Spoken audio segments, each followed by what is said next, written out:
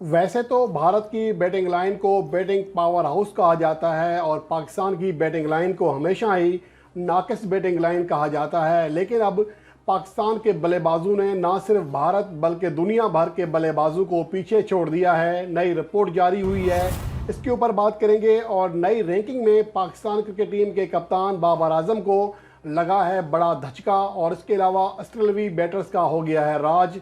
इसके ऊपर बात करेंगे और क्या बाबर आजम आगे बढ़ने की सलाहियत रखते हैं, कितना बड़ा मौका मौजूद होगा दौरा श्रीलंका में। और इसके साथ साथ एक गेंद पर बने हैं 18 रन्स और आपने शायद ये पहले कभी नहीं सुना होगा। इसके हवाले से भी बात करेंगे कि ये वाक़या कैसे पेश आया। और सबसे पहले तो बात करते हैं बल्लेबाजों के हवाले से, बल्कि उससे पहले हम निगाह डाल लेते हैं आईसीसी रैंकिंग के ऊपर, जो कि गुज़िश्ता रोज़ जारी हुई, लेकिन कुछ मसरूफियात की वजह से वो आपके साथ उस तरह शेयर नहीं की जा सकी जिस तरह हम नॉर्मली शेयर करते हैं। बहरहाल अब इस न्यूज़ की तफसील में जाने के बजाय अब लुबे लुबाब पेश करते हैं कि पाकिस्तान क्रिकेट टीम के कप्तान बाबर आजम को धचका यूँ लगा है कि आईसीसी टेस्ट बैटिंग रैंकिंग में वो उनकी जो पोजीशन है एक बार फिर नीचे आ गई है। अब वो 5वें नंबर पर चले गए हैं, 4थे नंबर पर मौजूद थे।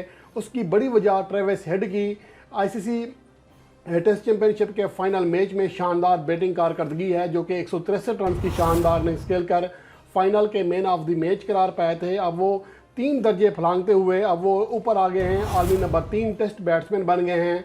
और मौजूदा जो नई रैंकिंग जारी हुई है इसमें ऑस्ट्रेलवी बल्लेबाजों का राज है। टेस्ट रैंकिंग पर पहले नंबर पर ऑस्ट्रेलिया के मार्नस लुबेशियन, दूसरे नंबर पर उनके साथी स्टीव स्मिथ और तीसरे नंबर पर ट्रेविस हेड हैं।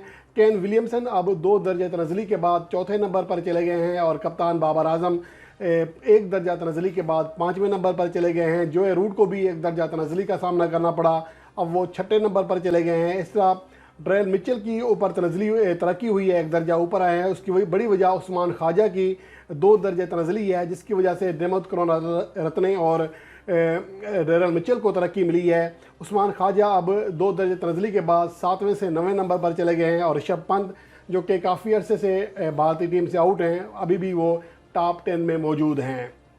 और उसके अलावा अगर देखा जाए पाकिस्तान क्रिकेट टीम के कप्तान बाबर आजम के पास आने वाले दिनों में अपनी रैंकिंग बेहतर बनाने का कितना चांस मौजूद है, तो उनके पास फेयर चांस कम से कम आलमी नंबर 2 बैट्समैन बनने का ज़रूर मौजूद होगा।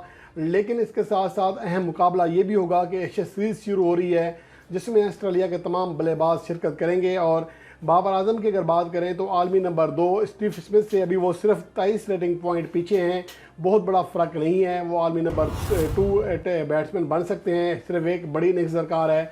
लेकिन इससे पहले देखना होगा कि एशिया सीरीज़ के मैचेस में स्टीव स्मिथ की, मार्नस लुबेशियन की और ट्रेविस हेड की कारकर्दगी कैसी रहती है।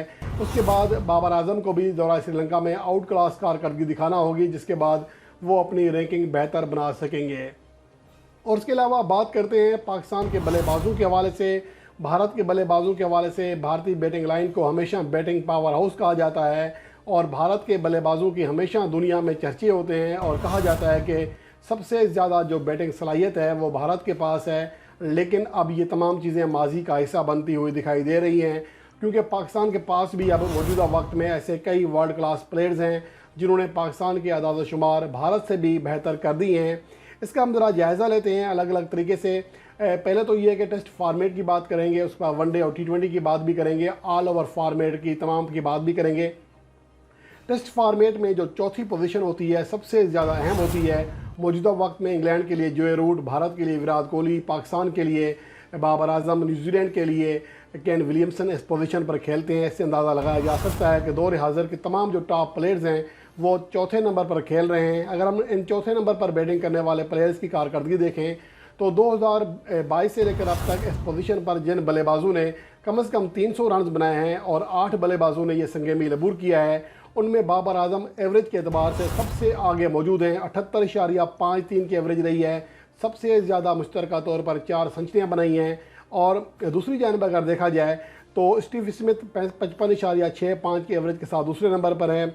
और लेकिन विराट कोहली सबसे नीचे मौजूद हैं जिनकी एवरेज 38.25 है और सिर्फ 2 ही ऐसे बैट्समैन हैं जिनकी एवरेज 40 से नीचे रही है इस पोजीशन पर। उनमें विराट कोहली भी शामिल हैं और न्यूजीलैंड के निकोलस भी शामिल हैं। तो इससे अंदाज़ा लगाया जा सकता है कि बाबर आजम और विराट कोहली की जो टेस्ट फार्मेट में परफॉर्मेंस है या कारकर्दगी है उसमें कितना बड़ा गैप है। ये तो है नंबर 4 पोजीशन के हवाले से। इसके अलावा अगर हम ओवरऑल देखें, पहले नंबर से लेकर 5वें नंबर पर बैटिंग करने वाले बल्लेबाज, क्योंकि बैट्समैन जो होते हैं, जो जिसे हम रेगुलर बैट्समैन कहते हैं, वो टॉप 5 पोजीशन पर ही बैटिंग करते हैं। इसलिए हमने टॉप 5 का जायज़ा लिया है 2022 से, और ये तमाम अदाद शुमार आपके लिए जो पेश कर रहा हूँ ये 2022 से लेकर अब तक हैं। इनमें अगर टेस्ट फॉर्मेट की बात करें तो पाकिस्तान महज ऑस्ट्रेलिया के बाद दूसरी बेहतरीन एवरेज वाली टीम है। 40.69 एवरेज रही है पाकिस्तान की। ऑस्ट्रेलिया ने 48.17 की मजमूई एवरेज के साथ रन्स किए हैं। तो इससे अंदाज़ा लगाया जा सकता है कि पाकिस्तान के बल्लेबाज भी कम नहीं रहे हैं, शानदार खेल पेश किया है। और इसके मुकाबले में अगर भारत की देखें तो 33 की एवरेज है, जो कि एक बहुत बड़ा फ़र्क है। और उसके अलावा अगर सेंचुरियों की बात करें तो इस अरसे में पाकिस्तान ने 10, जबकि भारत ने 12 टेस्ट मैचेस खेले हैं। भारत ने 2 ज़्यादा टेस्ट मैचेस खेले हैं, लेकिन इसके बावजूद सेंचुरियों में आधे पे खड़े हुए हैं। पाकिस्तान के बल्लेबाजों ने 12 सेंचुरियाँ बनाई हैं, टॉप 5 बल्लेबाजों ने, टॉप 5 पोजीशन पर बैटिंग करने वाले बल्लेबाज। और उसके अलावा अगर देखा जाए तो भारत के बल्लेबाज उससे आधी यानी कि 6 सेंचुरियाँ बना सके हैं इस अरसे में। तो इससे अंदाज़ा लगाया जा सकता है कि पाकिस्तान के बल्लेबाज वाकई डोमिनेट कर रहे हैं और भारत के बल्लेबाजों से दुगने बेहतर रहे हैं, अच्छे अदाद शुमार दिए हैं।